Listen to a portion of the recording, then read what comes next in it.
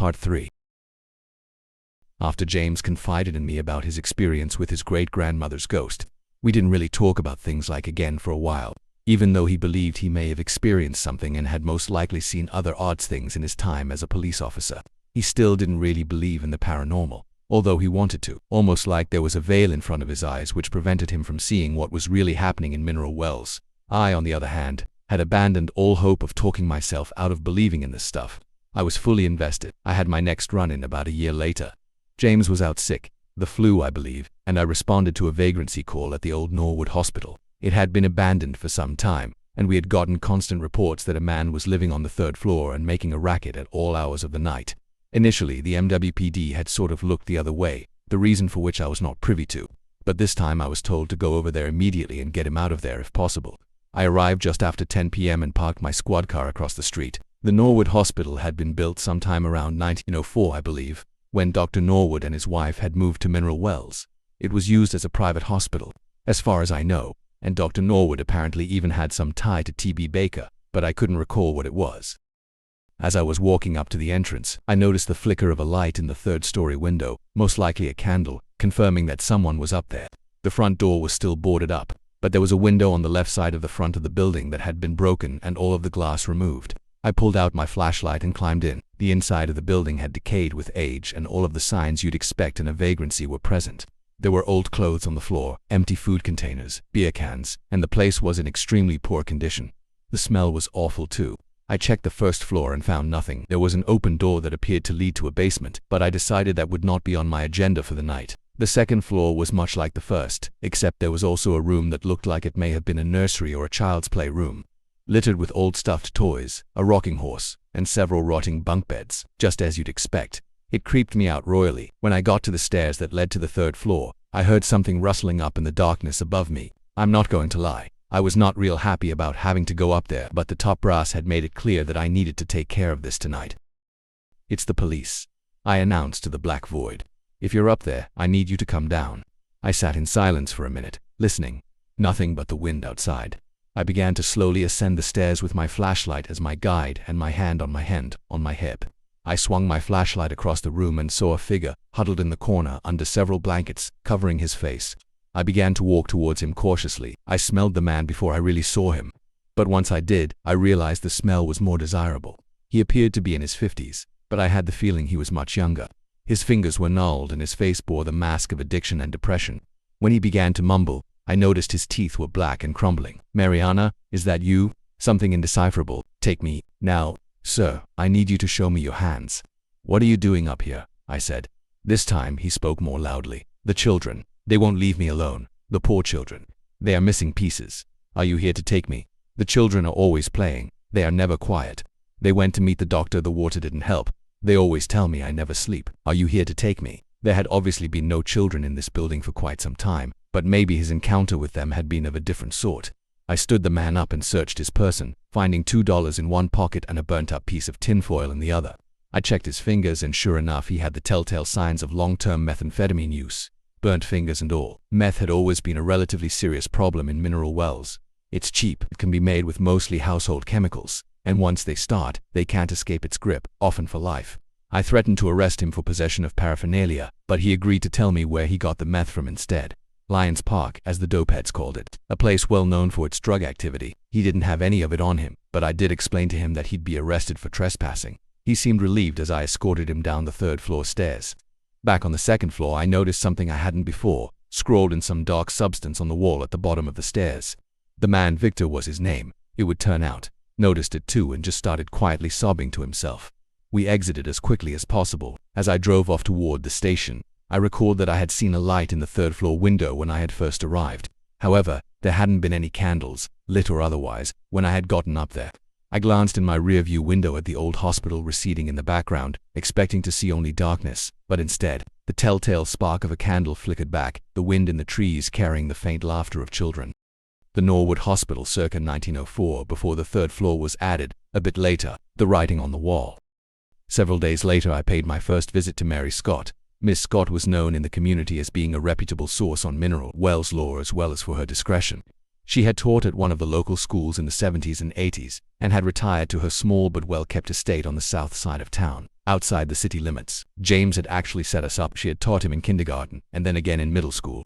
The Norwood incident had pushed me into full investigation mode, and I needed some answers. I believed this was as good a start as any. I arrived at her place in mid-afternoon, dressed in plain clothes so as not to attract any attention to myself. Now that I was actively seeking information on paranormal activity in Mineral Wells, I had to be extra careful. At this point, I wasn't even entirely sure I could trust this woman, but I didn't really have any choice. Her home was a small, cozy brick house tucked several hundred feet off the road. A narrow driveway guided me under the sprawling arms of several mature oaks. There was a small pond off to the side with a weathered dock and several dogs panting about. I knocked on the door and was quickly greeted by a woman who appeared to be in her 60s, considerably shorter than me and just beginning to gray around her temples, with kind eyes and knowing smile. A teacher, for sure, and someone who seemed to be wise beyond her years. She invited me in, and with a "Thank you, ma'am," I graciously accepted. After some small talk about James and my move to Mineral Wells, we sat down in the living room with our iced teas and got down to business. "What can I help you with, dear?" she asked. "Ms. Scott, Mary, sorry, I'm not exactly sure how to put this, but I'm just going to come out and say it. I've experienced some things in Mineral Wells that I can't quite explain rationally," I said with hesitation. "Go on," she said knowingly. "Well, there's something odd about Mineral Wells. I've encountered spirits, or people possessed by spirits, multiple times since I started work here. The problem is, no one else sees them. Does that sound crazy?" "Tell me something," she started. "Do you drink the mineral water? The crazy water, as they call it?" "No, I don't," I said. "I have a bottle at my apartment, but it's currently unopened." "Good. Keep it that way," she said, sipping her tea. "Most of what I know comes second and third hand from stories passed down through the generations and the rest. From countless hours studying old deeds, contracts, journal entries, and any other documents I could get my hands on. You're right. Something is rotten in Mineral Wells, Mineral Hells as I call it, and it all started with that cursed mineral water old man Lynch summoned from the ground, all those years ago. By all accounts, he was a sociopath and a scoundrel. I don't drink it either anymore, and from what I have gathered, that's what allows people like us to actually see what's actually going on. Most of the locals have lived on it all their lives. It's made them blind to the true face of this godforsaken town. It also may make them more susceptible to suggestion, even possession, by the other side." Suddenly, several things made sense at once. Pamela was born in Mineral Wells and lived here her entire life, and I would venture a guess that Ellie and the man at the VA had to repay. It also made sense now why James wasn't able to come to grips with the things he had seen. "What's wrong with the water?" I asked. "That's a good question. I believe Mr. Lynch tapped into more than he bargained for when he dug that first mineral well. It sparked a chain of events that has somehow caused the dead to remain in mineral wells long after they have passed. The water itself does have extremely high levels of lithium, but I suspect there is something more to it that causes folks to turn a blind eye to the influence the spirits have on our world. There are others, though, like us, that know the truth. Mary, there is so much more that I want to know." I started, now getting excited. "Do you know anything about Dr. Norwood? I have a feeling he is somehow involved in all of this." "Not much, only whispers here and there." A name kept coming up. "Marianne, I believe." "Mariana?" I asked, remembering the name hellishly scrawled on the hospital wall. "Yes, that's it, Mariana," she went on. "She was Dr. Norwood's head nurse for much of the time the hospital was open. I believe he was an osteopath by trade. But there were rumors that something else was going on there. What exactly, I'm not sure.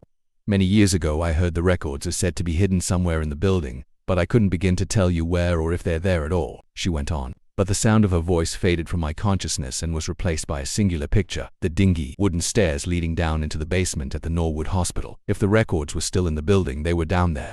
Finding them was the first step in unlocking this mystery. I had to find them. I reluctantly cut our conversation short, thanking Mary and telling her we would meet again. I promised to share any further information I found with her. I got the feeling as I was leaving that she had stuck her neck out by talking to me, and I was grateful for her help. As I drove back down the long driveway under those old oaken sentinels, picturing Mary alone with her tea and her dogs, I felt a feeling of sadness and weight envelop me, like being wrapped in a thick blanket on the bottom of the ocean. I drove on. That night, I parked my squad car across the street from the Norwood as I had several days earlier. I was on the clock and could easily explain my purpose for being here if questioned about it. And sure enough, as I stepped out of my vehicle, I could see the light again, flickering in the third-floor window like a modern-day Will-O-the-Wisp. I opened the trunk and grabbed the black satchel inside. Once inside the building, I navigated through the grime and decay to the black hole in the wall that led down to the basement. Thank God for flashlights, I thought. The darkness there seemed palpable, like it was a living entity all its own. I started down the steps, 10 in all, and counted each as I went. If I were to lose my light source for any reason, or if I was running, I'd at least have a decent chance of getting back up the stairs without falling and hurting myself. I had also noted that it was 22 steps roughly from the door to the basement stairs. You can never be too careful. Once I made it down, I felt the grit of soil beneath my boots. I guess it made sense that the basement wasn't fully complete in a building as old as this. Surprisingly, it was relatively clean down there, but that was the only positive. The air was damp and musty and heavy with the weight of the building's history. As I swung my flashlight, the darkness retreated on cue, but grudgingly. Old equipment littered the floor along with some decayed furniture and other furnishings. I didn't see any filing cabinets though. No papers, folders, nothing. I cursed myself silently for thinking this was a good idea, but pressed on. The second room felt darker than the first somehow. A cabinet had overturned and there were broken vials and bottles littering the ground. I stepped around them and was surprised when there wasn't another door in front of me. Just an old coal stove, flanked on either side by piles of old bricks and some old rafters. The stairs to the basement were in the back of the building, and I knew I hadn't made it back to the front. I doubled back and made sure there were no other rooms or passageways before heading back to the room with the stove. I shined my light around. I noticed the back wall was brick and that there was a crack running up from behind the stove halfway to the ceiling. Immediately I began removing bricks from the pile in front of the wall until I had enough room to slowly nudge the iron stove out of the way. It was just as I had thought. At some point this basement had flooded, eroding the earth beneath the brick wall and causing the bricks to crack since the wall had no weight to hold it. I had done construction in the past and had seen this before. This wall had been built shoddily and probably in a hurry. At the bottom, the bricks weren't being held together by mortar at all, and a few light kicks created just what I needed to proceed. A passageway under the old brick wall, into hell, for all I knew. My heart was pounding and I absolutely did not want to go in. I have no trouble admitting that now. I had come too far to turn back, though, so I got on my hands and knees and crawled through the small opening. As I stood up and dusted myself off, my heart froze in my chest. Filing cabinets, rows of them. They were similar to the kind offices use today, except they were made of solid wood, probably oak, and very well preserved for their age. They had brass plates on the outside with descriptions. The room appeared to be untouched after all these years. Mary had been right. I walked along the wall quickly, not wanting to waste any more time in this place than I had to, until I found the cabinet I was looking for. The one marked experimental. Experimental. The word itself seemed evil. Somehow, I slowly opened it, and over the creak of wood sliding on wood, I thought I heard the faint laughter of children. A cold sweat broke out over the skin of my arms and I got the feeling that I was being watched. I grabbed as many files as I could fit in my satchel, closed the drawer and turned to leave. That's when I saw them. In the middle of the room, standing perfectly still, was a group of children. I was paralyzed, not by any external force, but by the grip of unadulterated fear. They looked back at me, eyes blinking almost in unison, with gleeful smiles. Then, it was as if a record skipped and the children standing there changed. I recoiled in horror as I realized what I was seeing. The girl standing in front had two blank, scarred holes for her eyes. The younger boy next to her waved, his hand bearing only 2 fingers and a thumb. Another boy was on the floor, pulling himself forward with the stumps of 2 missing legs dragging behind. There were others in the same condition. The record skipped again, and they were whole, all standing still again, grinning from ear to ear. I found my body could move again, so I turned and ran as fast as any human ever had before, crawling under the wall before sprinting the rest of the way out of that godforsaken building. Back through the basement, 10 steps up, 22 steps out. As I ran, I heard the children singing behind me. As it got louder, I realized it wasn't a song, but a nursery rhyme, one that still haunts me to this very day. 1 for tongue and 2 for nose, 3 for eyes and 4 for toes. Ring the bell, the time is near. Ding dong, Mariana's here. Ding dong, Mariana's here.